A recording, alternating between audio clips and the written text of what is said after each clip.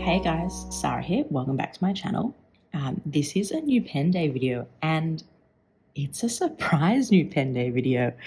I'm still actually a little bit in shock.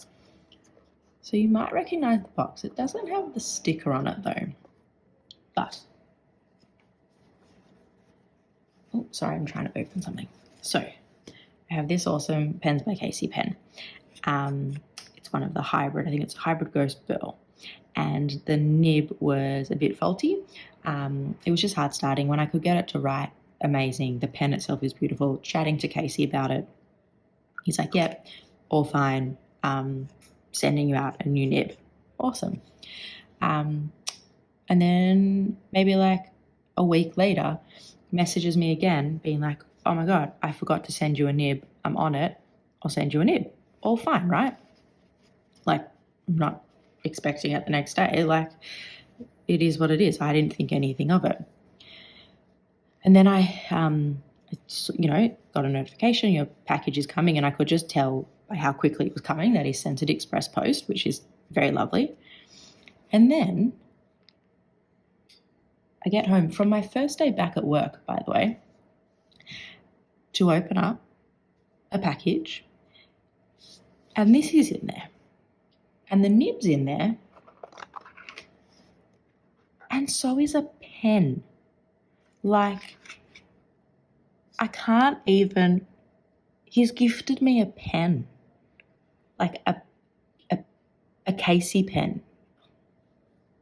A pen, well, obviously, but you know what I mean. And I just, the generosity, like the generosity is just a bit overwhelming. I work in social welfare, basically, and the nature of my work means that I see the worst parts of people a lot.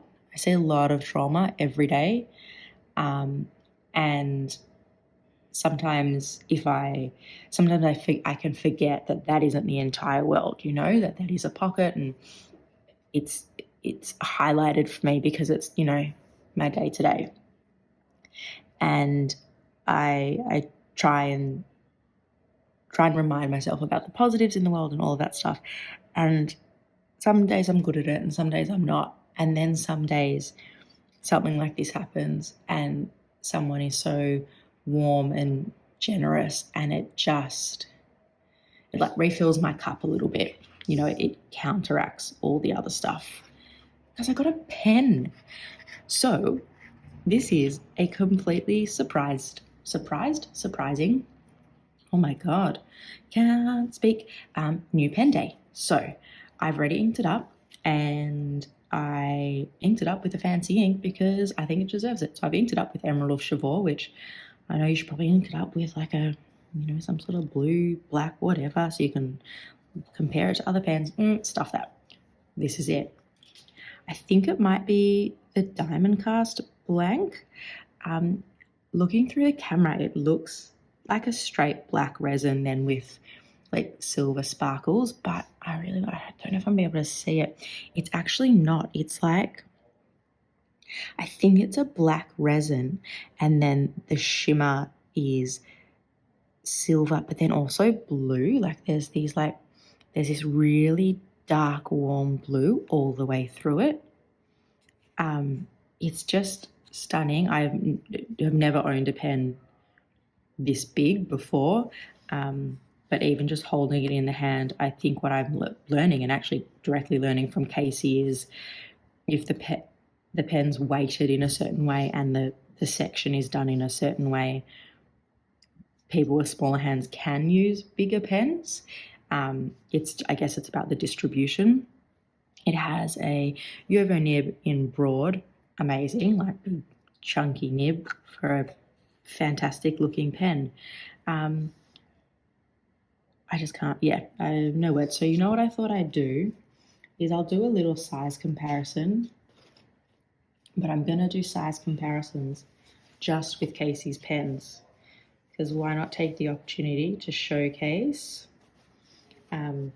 his style. And this isn't even like it's not like you can only do things in these 3 ways, if you like, for example, but this shows, I think this is at least a pretty good example of some of the breadth of his talent. So here are 3, we'll go this way, the 3. This is the size 13, which is the smallest. I think this is the 14. I asked for this one to be 13, and this one I said, Casey, you're the boss. And I guess his recommendation was with the hybrids to make them a little bit on the bigger side. So I don't know then what that makes this one, but that is the smallest one. And then you can also see the difference of rounded top, flat top, and this has like an ever so slight taper to it, I think. And then something that I think is a really nice touch that Casey does is, depending on the blank used, you request a fine nib, a medium nib, whatever, not whatever, but he actually like matches the nib color to the feel of the pen. And I'm sure, look, maybe most people think of requesting that. I didn't think of that, and I just think it's a nice touch because I think the silver looks great on that one, and then these two are both gold and it works. You look at how that kind of goes in to that purple. It really works. Anyway, so I'll show you this. I was going to show you size comparisons with the caps off. So once they're uncapped, again, you can see one on the left is still the biggest. The size difference between these two to me then looks a little bit more minimal compared to when they're capped. I don't write with these ones posted. I actually I don't want to speak out of turn. This one doesn't post. I don't really write with any of my pens posted. That one does, but I don't feel the need to. I'm kind of fine just putting the cap down. So to look at this one in a little bit more detail, I can't tell you too much information about the blank itself because I don't know. But if for a big pen, the weight of it feels quite nice in the hand. It's a screw cap, like all of his pens. Comes with the Schmidt converter. Something else I noticed, which I don't know if this is like all the blanks, but like the top and bottom don't have like any of that shimmer. I think that's cool. It's like a nice little touch. So let's jump into writing with it. This is also my first broad nib pen, and I have literally, I've been about to change notebooks and looking at wider nib pens because I want to experience ink more than I feel like I've been a bit constricted now in Stalogy and just with extra fine and fine nibs. So another, I guess, moment of Casey reading my mind. So I wonder what we should call it. And this is just, I'm pulling out all the big guns today. This is a blank loose leaf sheet of Tamoy River 52 GSM. The blank paper, and let's try and not get hand oils everywhere, but you know what's going to end up happening is I'm not going to write in a straight line, but that's okay. So what shall we call? Maybe I can name it for him. This is, did I agitate?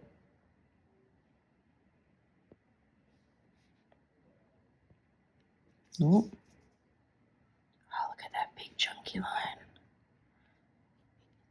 Pens. Wow, this nib's amazing. It's so smooth. You can't hear anything. Pens by Casey. What do you think we should call it? It kind of reminds me of something about night. Should I call it midnight? I'm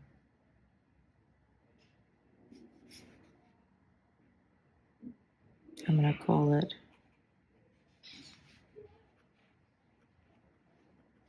What Dreams Are Made Of. I'm not sure of the size, but bigger and with your number 6 broad nib. So the sheen's showing up. Let's agitate it a bit more to get some of that shimmer in. It writes really smoothly, like you just can't hear anything. I think you can see it puts a pretty nice amount of ink down, and so far I'll try and write fast, but the feed's keeping up with the broad nib, no issue. I'll just try and write really fast. It just glides, it absolutely glides across the page. And for those like me who, not that you worry about using bigger pens, but you know, you look at the size of your hands and you tend to drift more to the smaller, it feels like, I don't feel like it's tipping back at all. I don't feel like I'm losing control of it even when I'm writing really quickly. Something I've noticed actually with all of like the pens I have is, like, yes, there's threads there, but I just don't notice them at all. I don't notice the step down either. And I have in other pens, but the threads, yeah, obviously they're there, but they just don't bother me at all.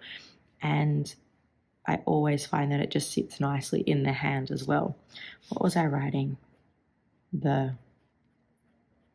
So, I mean, it's putting down a really nice amount of ink.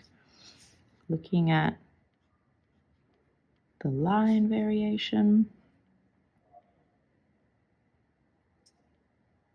I mean, there's not much difference there, but I'm not really someone who like pushes nibs. Like if it's not designed to be a flex nib, I'm not going to try and push it. I don't feel like I know enough about the engineering of nibs to know like limits. Where's some of my shimmer? Let's see if something can come through. I mean, it's a broad nib. You're going to get ink. You know, it's laying down a nice line. That's just a really beautiful pen. I really hope, and I guess I'll see when I edit, but I hope you can see some of the blues coming through. I'll try and take photos as well. I did a quick scroll through Casey's feed to see if I could find this pen, because he, like of the pens I ordered, he took much better photos of them than I did, but I wasn't able to find it. I think there is a little taper there. It's like it's subtle, which I kind of like. So I'll try and take some photos as well.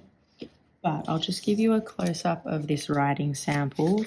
Unfortunately, I don't have any other like broad nibs to compare it to. This is my only broad nib, which literally was like the next thing. I mean, I can't even. So seeing some of the shimmer as it's drying there, really nice sheen coming up. The pen just feels really lovely to write with. Still drying down there, but like all in all, I can't fault anything in that writing sample. Casey may fault my name of what I've named it, but that's okay. So that's it for this video, a completely unexpected video, an amazing thing to come home to. I've said it before and I'll say it again. I just get the vibe that Casey's a good guy. Never met him in real life, but we chat on Instagram and he seems to find me funny, which, you know, is pretty important. But no, like customer service around these two, exceptional. And then to just send me this, and you know, it's a small business owner. Like, I and a lot of other people will ramble in videos about how amazing this community is. And I think a lot of the time, sometimes we, or I have at least, really only spoken about fellow like collectors or users or doing ink swaps, you know, with pen friends. And I haven't really spoken, and because I'm very new to all of this, about, you know, some of these bespoke pen makers out there and the really obvious passion and love that they put into their pens, but also just how generous they can be. And I hope this video is a really good example of that. And it makes me even more excited to go to the Melbourne Pen Show in November of this year and finally be able to put a face to the name and have like an in-person chat. So I'll leave it there. Thank you so much for watching. Thank you so much to Casey. I'm now gonna go and write with fancy ink in my fancy pen.